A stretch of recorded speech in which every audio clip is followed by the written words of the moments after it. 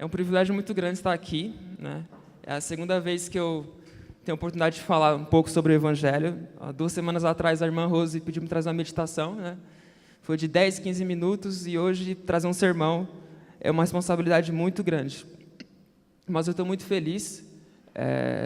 Jesus é incrível. Jesus nos leva para lugares que nós não imaginamos. 2, 3 anos atrás, eu nunca imaginaria que eu estaria hoje no culto de jovens, pregando o Evangelho, pregando a palavra de Deus.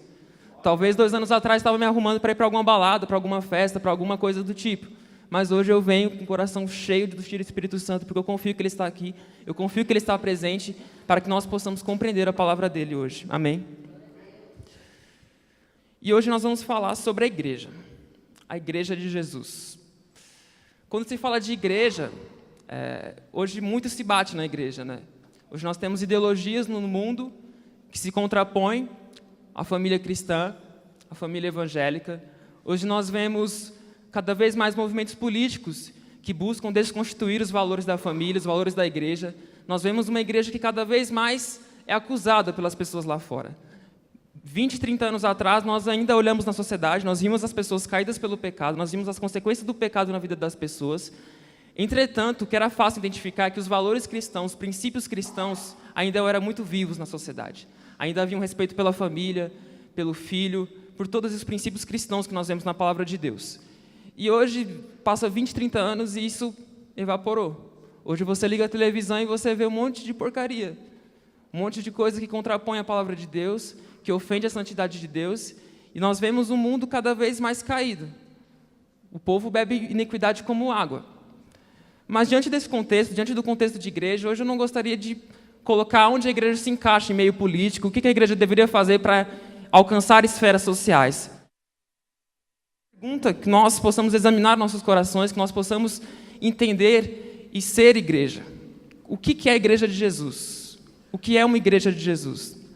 Muitas vezes a gente congrega, a gente frequenta todos os cultos, unidades, a gente participa de todos os eventos eclesiásticos, mas muitas vezes nós não nos perguntamos, será que as pessoas lá fora entendem o que é a igreja? Será que nós temos revelado a igreja descrita na palavra de Deus para as pessoas lá fora? Será que as pessoas lá fora estão afastadas pela igreja, feridas pela igreja, pelo fato de que justamente elas são pecadoras e elas fogem da graça de Deus, ou porque nós temos ferido elas? Então, hoje nós vamos tentar descobrir essas verdades na palavra de Deus, e nada melhor do que o livro de Atos. Atos, a igreja modelo, a primeira igreja, a igreja primitiva, formada pelos apóstolos, discípulos. E nós vamos também analisar bastante 1 Coríntios. Foi um texto que Deus me direcionou bastante para ele. Eu só ia pregar Atos, mas toda hora eu fiquei voltando para 1 Coríntios, então a gente vai justamente para 1 Coríntios analisar alguns conceitos bíblicos. E para que nós possamos caminhar juntos essa noite, é necessário nós definirmos esses conceitos. Então, o primeiro conceito, que é o mais claro, o mais básico, mas muitas pessoas ainda não conseguem compreender isso, é o que é a igreja. A igreja é um organismo sobrenatural do qual Cristo é a cabeça. Está formada por todas as pessoas que nasceram de novo desde o Pentecostes. Abra sua Bíblia comigo em 1 Coríntios, capítulo 12, verso 13.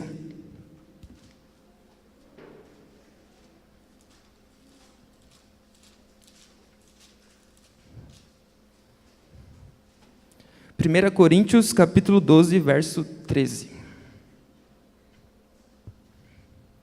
Todos acharam, amém? Pois em um só Espírito, todos nós somos batizados em um corpo, quer judeus, quer gregos, quer escravos, quer livres. E a todos nós foi dado beber de um só Espírito. Quando nós falamos de igreja, a primeira mentalidade que nós devemos ter é que aquilo que nos constitui como igreja, aquilo que nos forma como igreja, é a ação do Espírito Santo em nossas vidas.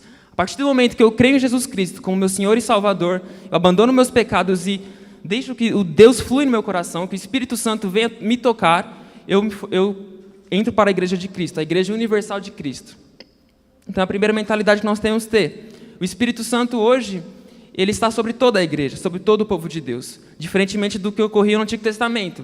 No Antigo Testamento nós vemos uma ação muito mais restrita do Espírito Santo. O Espírito Santo atuava nos reis, sacerdotes, profetas, mas não na igreja, não no povo de Deus, não em todo Israel. E diante desse contexto, do significado de ser igreja, hoje eu vejo que a igreja evangélica cai muito nisso.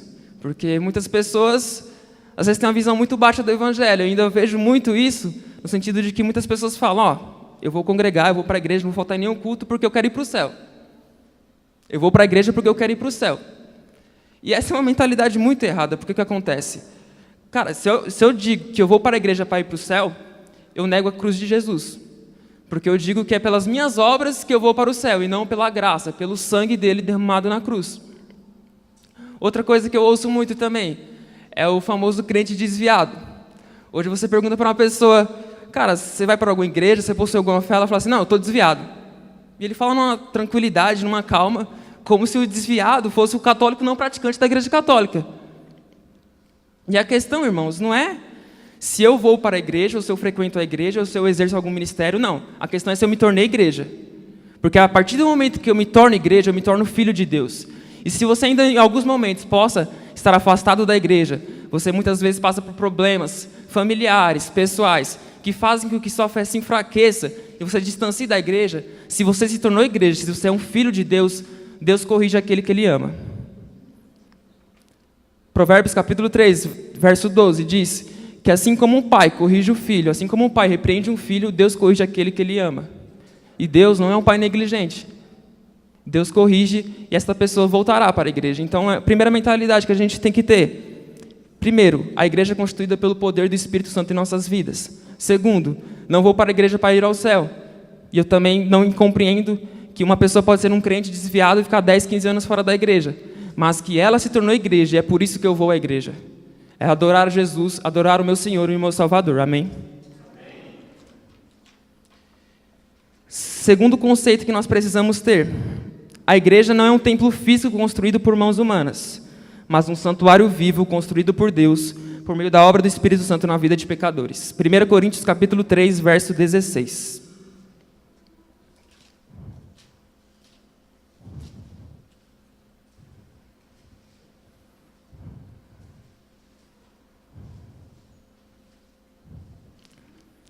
Coríntios 3, 16. Não sabeis que sois santuários de Deus e que o Espírito de Deus habita em vós? Outro conceito que nós precisamos ter. A igreja não é o prédio. A igreja não é o templo, até por isso da camisa, nós somos igreja. Irmãos, nós fora desse prédio, desse templo, isso aqui se torna apenas um prédio. Mas a partir do momento que a gente entra aqui e começa a cultuar a Deus, louvar a Deus, fazer o discipulado, amar as pessoas, servir as pessoas, cumprir as exigências e aquilo que Cristo nos deixou como igreja, isso aqui se torna igreja. Muitas pessoas têm uma visão muito errada, no sentido de que eu começo a fazer uma divisão na minha vida. De segunda a sexta-feira, vou para o trabalho, vou para a faculdade, vou para a escola e começo a ter atitudes correspondentes a uma vida fora da presença de Deus. E a partir do momento que chego no sábado, às 6 horas da noite, vou para o culto. Não, agora eu me torno crente, eu vou para a igreja. Na igreja eu vou encontrar a presença de Deus. Mas essa é uma visão muito errada do Evangelho, porque, irmãos, nós precisamos compreender que o véu se rasgou. E a presença de Deus está aberta para todo aquele que tem fome, todo aquele que é faminto. E o curioso desse texto é que se você for olhar lá em João capítulo 2, Jesus, se referindo ao templo, ele diz, destruirei esse templo e reconstruirei em 3 dias. Jesus estava se referindo à sua morte e ressurreição. E o apóstolo Paulo utiliza a mesma referência. Vós sois santuário de Deus. Então nós carregamos a presença de Deus. Acho que a gente precisa ter muito essa consciência, sabe? Porque nós somos sacerdotes, nós somos profetas, nós temos capacidade de ministrar na vida das pessoas. A ministração do Evangelho, a pregação do Evangelho, a edificação de vidas, não cabe somente para a liderança da igreja, para os pastores, para os líderes. Eles não são super espirituais. Todos nós temos a capacidade, todos nós temos Espírito Santo. João capítulo 14, verso 26. Mas o Consolador, quando vier, ele vos ensinará todas as coisas e vos fará lembrar de tudo o que vos tenho dito. Nós temos um professor. Espírito Santo é nosso professor, o Espírito Santo nos direciona, nos acompanha, e nós temos que usufruir da presença do Espírito Santo. Amém? Outro conceito que precisa ser quebrado na igreja, e infelizmente tem surgido muito, é os desigrejados. Tem surgido um movimento de pessoas que professam a fé em Cristo, mas dizem que, eu sou igreja e eu não preciso congregar. Eu louvo a Deus em casa, fecho a porta, entro num lugar secreto e não preciso congregar, não preciso fazer parte de nenhuma congregação, não preciso me associar a nenhuma denominação. E eu coloco isso para os irmãos hoje. Se você um dia pensou ou pensa isso, de você querer sair da igreja, de você querer viver o evangelho individual, eu digo, isso não é bíblico. Não é bíblico. Paulo fala, vós sois santuário de Deus. Ele não fala, você é santuário de Deus. Ele fala, vós sois santuário de Deus. Hebreus 10, capítulo 10, verso 25. Não deixemos de congregar-nos, como é costume de algum. Antes, como tu disse, aproxima, façais admoestações para que nós possamos chegar até Jesus. Não deixe de congregar. A palavra diz, não deixe de congregar. Nós devemos congregar. E outra coisa, muitas pessoas falam, não, mas eu consigo ter um relacionamento pleno com Cristo. Justamente, o véu se rasgou e agora eu entro no meu quarto e encontro a presença de Deus. Mas espera aí, nós só vamos encontrar a presença de Deus de uma maneira plena, nós só vamos encontrar Cristo de uma maneira plena a partir do momento que eu me relaciono com o corpo de Cristo também. Porque Jesus não é só a cabeça, Ele é o corpo. E o corpo somos nós. Então nós como igreja, nós devemos sempre estar presentes. Presentes no culto, presentes na unidade e congregando, servindo, amando os irmãos. Amém? E definindo esses conceitos, vamos justamente para o nosso texto base, Atos capítulo 2. E a minha ideia hoje é tentar resgatar alguns princípios, algumas verdades da palavra de Deus, principalmente desse texto, e da igreja de Atos em Jerusalém. Primeiro tópico que eu coloquei aqui, a igreja de Jesus tem fome por Deus. Quando nós olhamos para a igreja de Atos, nós vemos uma fome genuína por Deus, uma paixão pelo Evangelho. Aqueles homens se entregavam por aquilo ali, eles eram convictos do seu chamado de fazer discípulos, de glorificar o nome do Pai. Nós vamos lá no verso 42, Atos 2, verso 42. Nós vemos uma palavra interessante que eu gostaria de aprofundar com vocês. E perseveravam na doutrina dos apóstolos, na comunhão, no partir do pão e nas orações. A fome por Deus da igreja de Atos era comprovada pela perseverança. E eu busquei na internet o significado de perseverança e encontrei um significado muito bacana que vai fazer com que nós possamos compreender. A perseverança é uma qualidade daquele que persiste, que tem constância nas suas ações e não desiste diante das dificuldades. Cara, a igreja de Atos era uma igreja perseverante. Atos capítulo 8 revela a primeira perseguição à igreja de Jerusalém. E no verso 6, no verso 7, diz algo muito interessante, que se você passar lendo rápido você não percebe. Fala que os discípulos foram dispersos e pregavam a palavra. Eles anunciavam a palavra.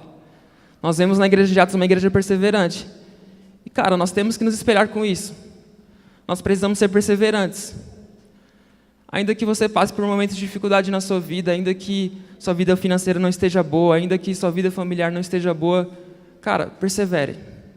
Persevere, porque nosso trabalho não é em vão. E nada nos separar do amor de Cristo, nada. Quem tentará acusação contra os eleitos de Deus é Deus quem os justifica. Quem os condenará é Cristo Jesus, quem morreu, antes ressuscitou, o qual está à direita de Deus e também intercede por nós.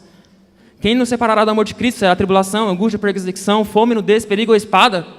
Como está escrito, por amor de ti somos entregues à morte o dia todo. Fomos considerados como ovelha para o matadouro. Mas em todas essas coisas somos mais do que vencedores por meio daquele que nos amou. Porque eu estou bem certo de que nem a morte, nem a vida, nem os anjos, nem os principados, nem as coisas do presente, nem as do porvir, nem a altura, nem a profundidade, nem os poderes, nada poderá nos separar do amor de Deus que está em Cristo Jesus, nosso Senhor. Nada. Então persevere, irmãos, persevere. Nosso trabalho não é em vão. Amém? E uma coisa, a igreja de Atos perseverava não simplesmente por perseverar, não era um fim em si mesmo. A igreja de Atos perseverava em alimento sólido. A fome da igreja de Atos era comprovada porque ela buscava alimento sólido. Olha no verso 42. Doutrina dos apóstolos, oração e comunhão. Algo que nós precisamos ter isso em mente. O que acontece? Hoje a igreja pode ser perseverante. Tem capacidade de ser perseverante. Mas nós precisamos ser perseverantes naquilo que é bíblico. Naquilo que é bíblico. Hoje eu vejo muitos cristãos correndo atrás de eventos, de congressos, de cultos especiais, como se aquilo fosse a base da vida espiritual dela. Então, tem um culto especial em abril, aí eu vou lá, me preparo e vou para o culto de abril, participo, sirvo e agora estou bem espiritualmente. Então, peraí, você está correndo atrás de eventos ou está correndo atrás de Jesus? Nós precisamos ser uma igreja que corre atrás de alimento sólido, oração, palavra, doutrina, perseverar naquilo que é bíblico. Amém? E eu gostaria de aprofundar o verso 42, primeiramente quanto à doutrina dos apóstolos. A igreja de Jesus era uma igreja que amava a palavra, e eu gostaria de demonstrar isso hoje. Vamos para o capítulo 6 de Atos, do verso 1 ao 4.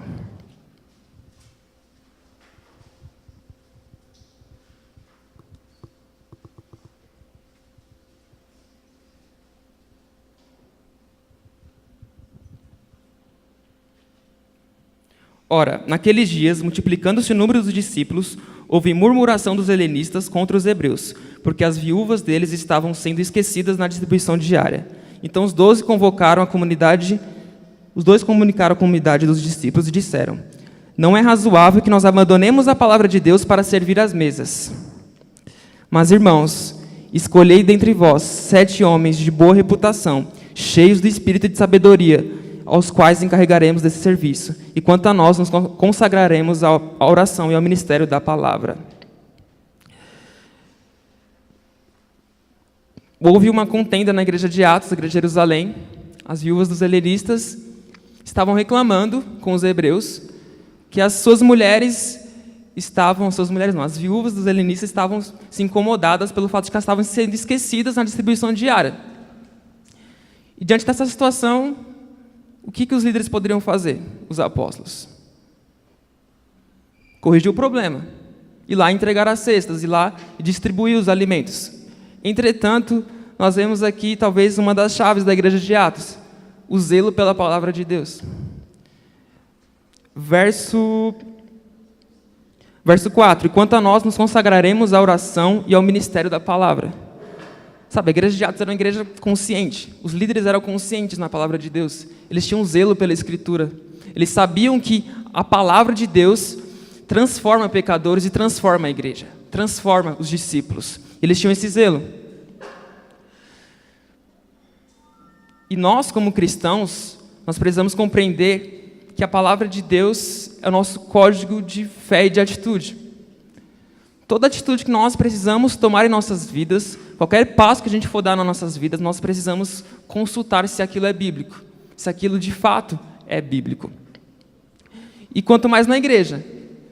Graças a Deus, louve a Deus, porque você está na igreja em que há pastores, há líderes que valorizam a palavra de Deus, que se sujeitam à autoridade das Escrituras. E hoje muitos dos problemas que ocorrem na igreja é pelo fato de que as pessoas não valorizam a palavra. Os líderes das igrejas não valorizam a palavra de Deus. Então nós vemos essas loucuras que a gente vê por aí, essas teologias estranhas, esses movimentos estranhos. E eu ouço muitas pessoas falando assim: a igreja de hoje não é mais como a igreja antigamente, o mundo está entrando dentro da igreja. Mas a partir do momento que nós abandonamos a palavra de Deus, eu digo, nós como igreja universal, sempre quando me referindo à igreja universal, nós como igreja de Jesus, universal de Cristo, a partir do momento que nós, como igreja, abandonamos a palavra, o mundo vai entrar dentro da igreja. Porque quando você abandona a palavra, você deixa de ouvir Jesus bater na porta. E quando você não ouve Jesus bater na porta, você abre a porta para qualquer coisa. Então o mundo vai entrar dentro da igreja mesmo. Enquanto nós não tivermos a consciência de que tudo está baseado na palavra de Deus, toda a liderança, toda a atitude dos ministérios tem que ser bíblico, nós vamos cair nisso. Em Atos capítulo 19, revela um dos textos mais bacanas para mim da Escritura. Paulo vai para Éfeso, ora para a igreja receber o Espírito Santo, e depois que a igreja recebe o Espírito Santo, ele volta a pregar aos judeus, e a palavra de Deus diz que os judeus estavam endurecidos pela palavra. A palavra não entrava no coração deles. E aí, Paulo pega os discípulos, leva para a escola de Tirano, e lá no texto diz que Paulo passou 2 anos pregando o evangelho para os discípulos, pregando a palavra de Deus para os discípulos sobre o reino de Deus. Isso era diariamente, 2 anos diariamente. Alguns manuscritos mais antigos vão dizer que Paulo pregava 5 horas por dia. Em 2 anos, diariamente, Paulo pregava 5 horas por dia para a igreja de Éfeso. E, cara, para que você possa ouvir qualquer pregador, não importa se é Paulo, é necessário amor pelas Escrituras, é necessário paixão, é necessário estar com o coração aberto. E nós vemos isso justamente na palavra de Deus. Quando nós olhamos para a igreja de Atos, era uma igreja apaixonada pela palavra e perseveravam na doutrina dos apóstolos.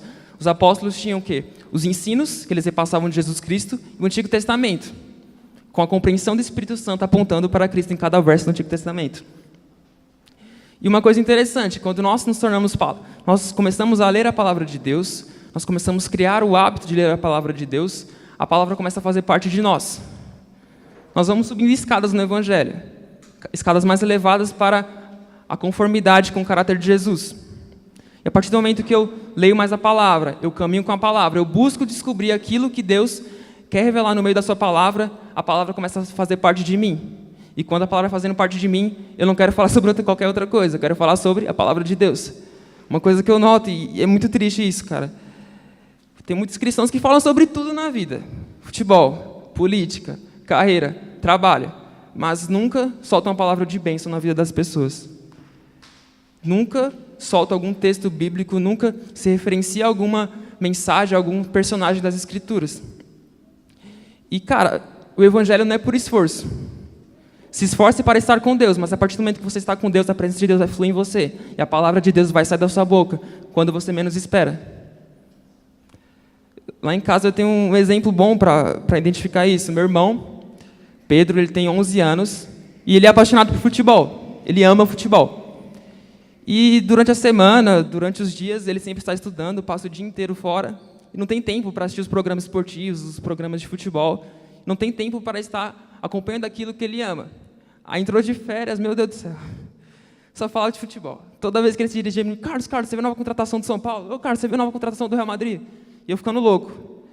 E eu parando para pensar nisso, eu falei, cara, ele ama futebol, ele gosta de futebol, e ele começou a consumir tudo aquilo que é concernente ao futebol.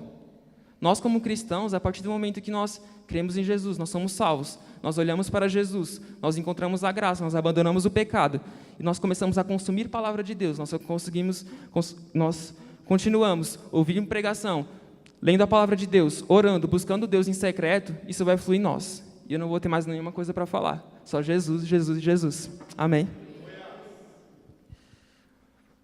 Outra característica forte da igreja de Atos era a oração. A igreja de Atos era uma igreja que orava. Continuando no verso 42, a palavra diz no final, perseveravam na doutrina dos apóstolos, na comunhão, na partir do pão e nas orações. E, cara, nós precisamos ser uma igreja de oração. Às vezes eu noto muito que a igreja de Jesus, ela quer fazer as coisas pela força do próprio braço. É do meu jeito, eu confio nas minhas capacidades, eu confio naquilo que eu sei, eu confio naquilo que eu tenho para que eu possa fazer a obra de Deus, e eu vou fazer. Entretanto, já entra uma contradição, porque sua própria habilidade e capacidade de fazer alguma coisa é porque Deus te concedeu. Se Deus te concedeu, você tem que voltar para Ele primeiramente, acima de todas as coisas. Vamos para o livro de Atos, já estamos no livro de Atos, capítulo 12. Aqui tem um exemplo muito interessante. Herodes prende Pedro. Pedro continua anunciando a palavra de Deus, ainda no meio de ameaças. E a palavra de Deus diz que Pedro, na noite que ele seria morto por Herodes, que ele seria morto, um anjo desce do céu, abre o portão do cárcere e Pedro sai. E repara comigo no verso 5 e no verso 12. Pedro, pois, estava guardado no cárcere, mas havia oração incessante a Deus por parte da igreja a favor dele. Verso 2. Verso 12. Considerando ele a sua situação, resolveu ir à casa de Maria, mãe de João, com o denominado Marcos, onde muitas pessoas estavam congregadas e oravam. Orar, acho que é a maior expressão de uma confiança em Deus. Toda vez que você coloca seu joelho no chão, ora a Deus, você revela que você tem uma confiança. Não sei o seu nível de confiança de 5, 50, 10, 100%, mas o fato de você orar é uma maneira de demonstrar que você confia em Deus. E nós precisamos ser uma igreja como a igreja de Atos, uma igreja que confiava em Deus. Sei lá, os discípulos poderiam ir lá, tentar derrubar o cárcere ou abrir o cárcere com a força do próprio braço, poderia fazer qualquer coisa, mas eles agiram como a igreja de Jesus age, uma igreja que se ajoelha e ora e busca o Senhor Deus, confia no poder dele. Irmãos, quando uma igreja se coloca de joelhos, ela passa a viver o sobrenatural de Deus. Eu não tenho muita experiência eclesiástica, né? Acho que em maio, vou fazer 2 anos que eu me batizei. Mas, pela palavra de Deus, pela história da igreja, nós vemos que, quando uma igreja coloca o joelho no chão, o céu vem para a terra. E ela vive o sobrenatural de Deus. Eu sou meio pentecostal. Eu falo para o pastor Alexandre e para o Ed que eu sou um presbiteriano desviado. E eu creio, cara, que Deus pode fazer maravilhas. Nós podemos ver o sobrenatural de Deus. E o sobrenatural tem 2 faces. Tudo aquilo que é espetacular, aquilo que é incrível, aquilo que é belo. E uma segunda, algo que é simples. É a ação do Espírito Santo na vida de pecadores. Quando uma igreja se coloca de joelhos, pecadores vêm a Cristo. Um exemplo bom é em Atos capítulo 16. O apóstolo Paulo, ele estava andando e ele encontrou um lugar de oração. A Bíblia fala que foi perto do rio. Naquele momento ele vai para lá com a motivação de orar. E de repente ele vê algumas mulheres e ele começa a pregar o evangelho. E aí a palavra de Deus diz, em Atos capítulo 16, que Deus abre o coração de Lídia para ela compreendesse a mensagem. Esse texto é calvinista, viu? Faz com que ela compreendesse a palavra de Deus. Deus abre o entendimento dela e ela crê em Jesus e toda a casa é salva e batizada. Então, o que nós vemos na igreja de Jesus era uma igreja que não somente ia para orar, ela caminhava orando. E você vê que Paulo não fez nenhum esforço, ele apenas seguiu os princípios bíblicos. Da mesma forma, quando Paulo e Silas, se eu não me engano, estavam louvando no cárcere, e do nada tudo destruiu, houve um terremoto, tudo se quebrou, Paulo prega para o carcereiro, ele se converte e toda a casa é batizada novamente. Você vê, não fez nenhum esforço, ele apenas viveu aquilo que Jesus deixou para que nós possamos viver. Oração, palavra, doutrina, isso que interessa. E outra característica importante da igreja de Atos, a igreja de Atos era uma igreja que orava juntos e eram cheios do Espírito Santo. Vamos para 2 textos agora, Atos capítulo 1, verso 14, e Atos capítulo 4, do verso 23, 24 e o 31. Primeiramente, Atos capítulo 1, verso 14.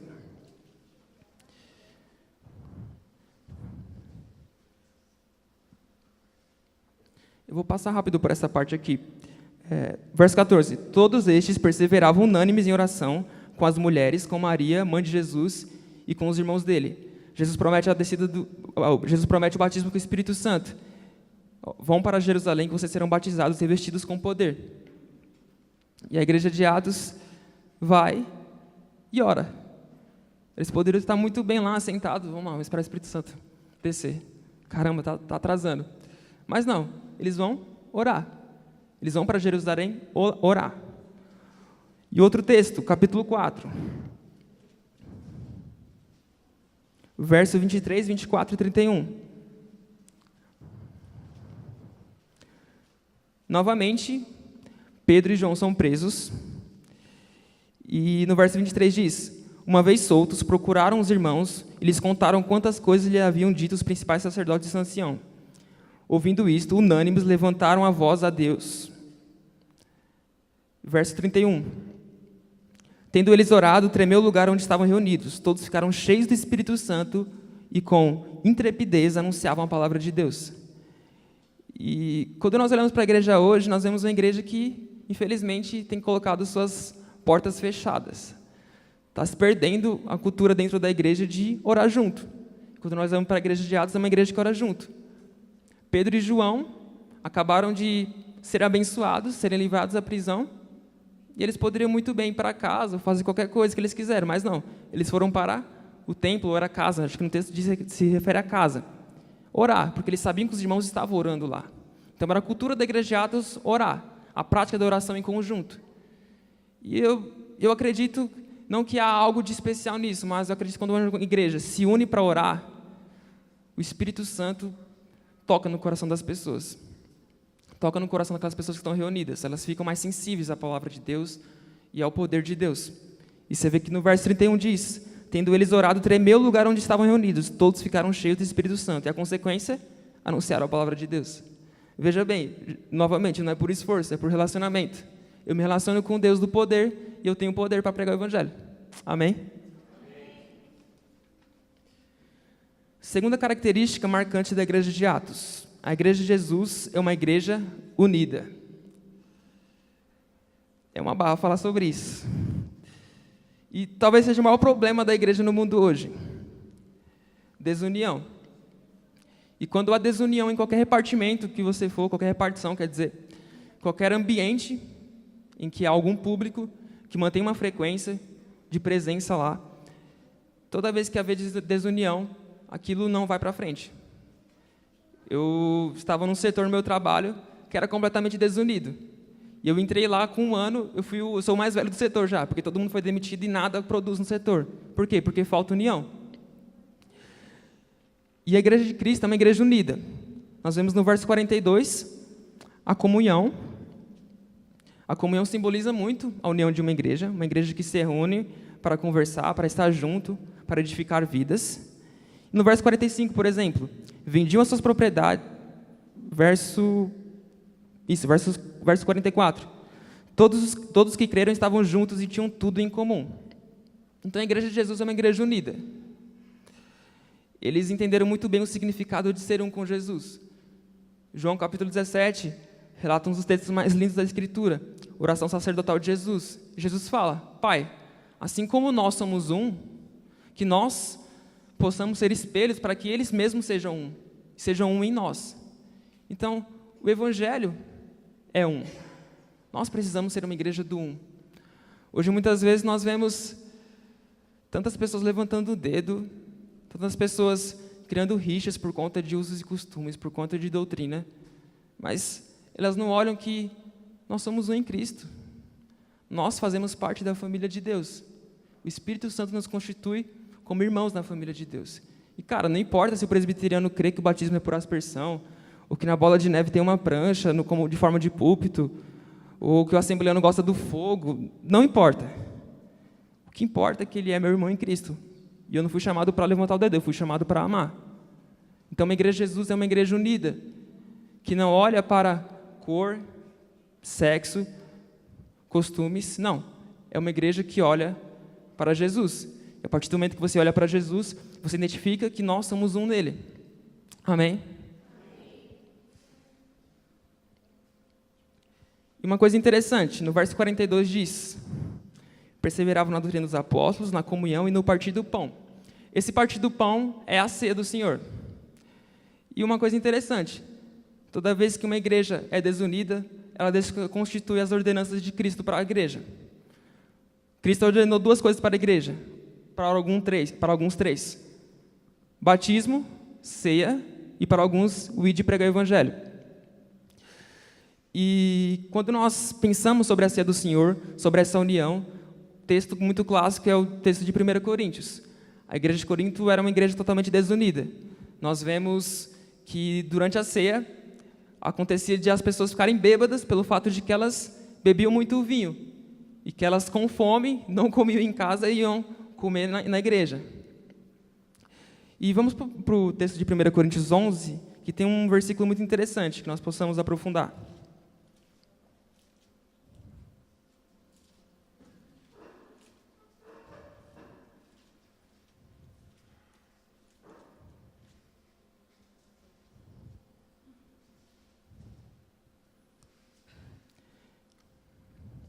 1 Coríntios 11, 2 versos, o 18.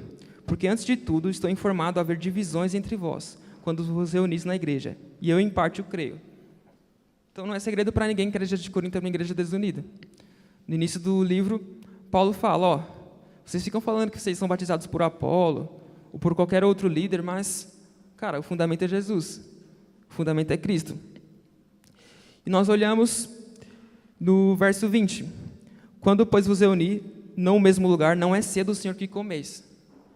Então, o princípio básico, quando uma igreja é desunida, ela se contrapõe às ordenanças de Cristo.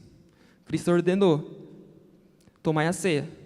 Uma igreja foi alimentada, muitas vezes por Satanás, para olhar para o homem, alimentar o egocentrismo e se tornou uma igreja desunida. E Paulo fala, não é mais ceia do Senhor que vocês tomam. Por quê? Porque era uma igreja desunida. E quando nós somos desunidos, nós nos colocamos de uma maneira oposta àquilo que Jesus fez na cruz. Eu não estou dizendo que você vai perder a salvação, não é nada disso. Mas um dos propósitos de Jesus era unir a igreja, era fazer com que todos sejam um nele.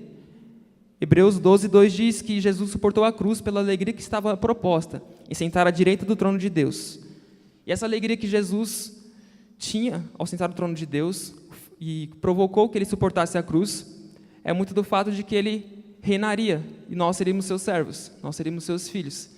Então, Jesus suportou a cruz para sentar à destra do trono de Deus, para governar junto com a igreja, e muitas vezes a igreja criando rixa, preocupada com quem é líder de ministério. Então é algo muito baixo e nós precisamos, como igreja, sermos unidos, porque com a união as coisas fluem e nós vemos a ação de Deus, amém? Terceira característica, a igreja de Jesus é uma igreja que se doa. Eu vou pegar do Kleber isso aqui, que ele falou na última mensagem, foi do dia 31, que ele falou que todo amor verdadeiro e todo amor genuíno é um amor doador. Isso é muito profundo, é muito verdadeiro. Porque a partir do momento que você ama, você se doa. Um pai que ama um filho, ele vai se doar pelo filho. Ele vai se doar para que ele possa ser bem cuidado, ser bem criado. Quando criança, que ele é totalmente dependente, ele vai cuidar dele porque ele vai se doar a ele. Ele vai sacrificar aquilo que ele poderia fazer, seus prazeres pessoais, para que ele possa se doar ao filho, para que ele possa ter uma boa criação. E quando nós olhamos para a igreja de Atos, quando nós olhamos para o Evangelho de Cristo, nós identificamos justamente isso. João capítulo 3, verso 16, o texto mais famoso de toda a Bíblia. Porque Deus amou o mundo de tal maneira que deu. Então, amor genuíno é um amor que se dá, que se doa. E isso é muito complicado falar. No verso 45, vamos fazer a leitura de Atos 2, 45, para que a gente não se perca.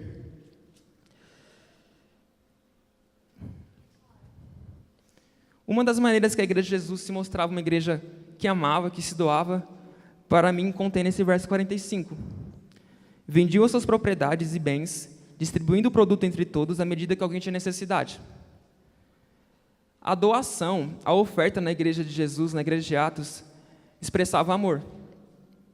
É muito complicado falar sobre isso hoje, por conta dessas loucuras que há por aí, que você tem que dar para ser abençoado, essa teologia da prosperidade que muitas vezes assola a igreja e afasta as pessoas de Cristo.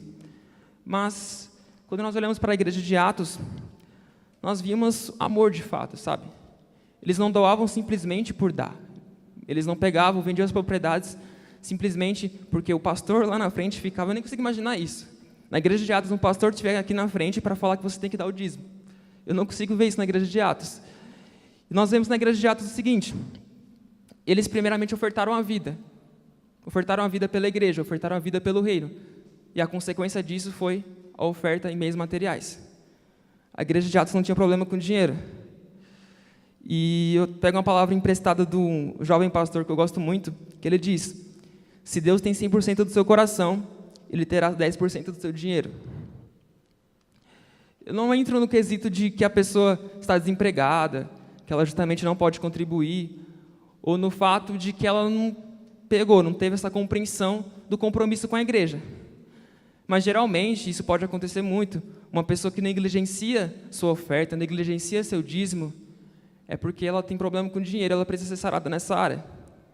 Porque quando uma pessoa se entrega 100% a Deus, entrega seu coração 100% ao reino, cara, tudo flui.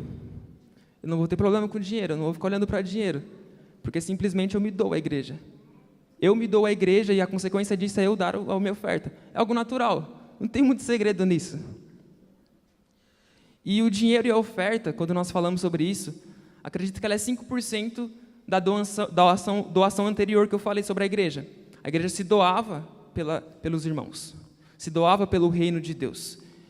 E se doar, acima de tudo, requer renúncia, compromisso. É necessário que nós, como cristãos, nós precisamos ter uma compreensão de que precisamos nos entregar mais pelo reino de Deus. Porque, cara, eu vi essas frases esses dias e marcou muito.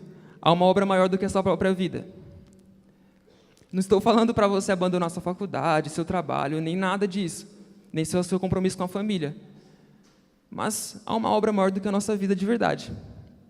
Nós precisamos nos entregar pela obra de Deus, ter compromisso compromisso com ensaio, compromisso com unidade, compromisso com discipulado. E agora eu falo de nós como Igreja Batista Monte Sinai. Compromisso com tudo aquilo que a liderança, instruída pelo Espírito Santo, coloca para nós. Um culto de oração, me dói ver um culto de oração com 10, 12 pessoas. Mas graças a Deus eu venho para orar e não fico pensando nisso. Mas quando eu reflito, eu falo, cara, não é possível. O que a gente perdeu? Porque a gente está tão distante dessa igreja de Atos. Uma igreja que orava, se reunia, estava junto, amava. E se entregar também envolve muito compromisso. Compromisso com a igreja, compromisso com os irmãos. Porque eu não tenho que olhar simplesmente para o homem. Aliás, muitas vezes, quando uma pessoa se fere com a igreja, quando a pessoa tem algum problema com a igreja, é pelo fato de que ela olhou para o homem antes de Cristo. E a partir do momento que você começa a criar expectativas no homem, a decepção virá.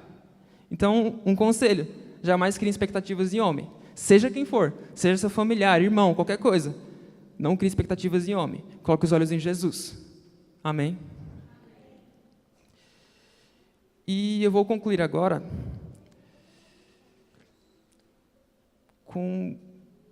justamente com isso. A Igreja de Jesus é uma igreja no reino de Deus, na ótica celestial, muito profunda.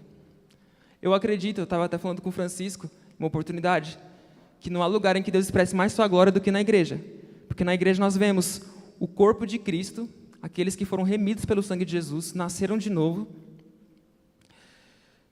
mostrando a materialização do poder de Deus na vida deles. E segundo, nós vemos na palavra de Deus, no reino de Deus, que é por meio da igreja que Deus age no mundo hoje. Então, não há lugar em que Deus expresse mais sua glória que é por meio da igreja. Então, nós, irmãos, somos chamados para revelar a beleza de Cristo e transformar o mundo. Romanos capítulo 8, verso 29 fala que nós fomos predestinados para sermos conforme a imagem do seu Filho.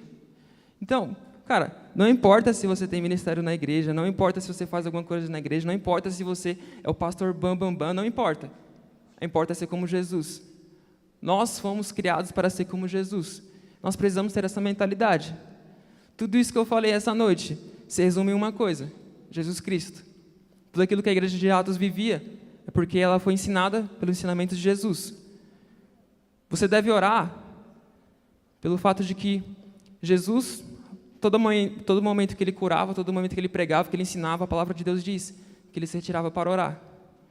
Você deve ler a palavra de Deus, porque em João capítulo 5, verso 39 diz: examinar as escrituras, porque julgais ter nelas a vida eterna, e são elas mesmas que testificam de mim. Você deve ser unido com seus irmãos, porque Jesus é um com o Pai e com o Espírito Santo. Jesus orou para que você fosse um, antes de se entregar na cruz. E você deve se entregar pelo reino de Deus e pela igreja, porque Jesus antes se entregou. E se entregou por amor. Se entregou para que nós hoje pudéssemos ser igreja, para que nós hoje pudéssemos estar reunidos aqui. E o último texto que eu vou ler essa noite, que vai finalizar, é o livro de Atos, novidade. Livro de Atos, capítulo 3.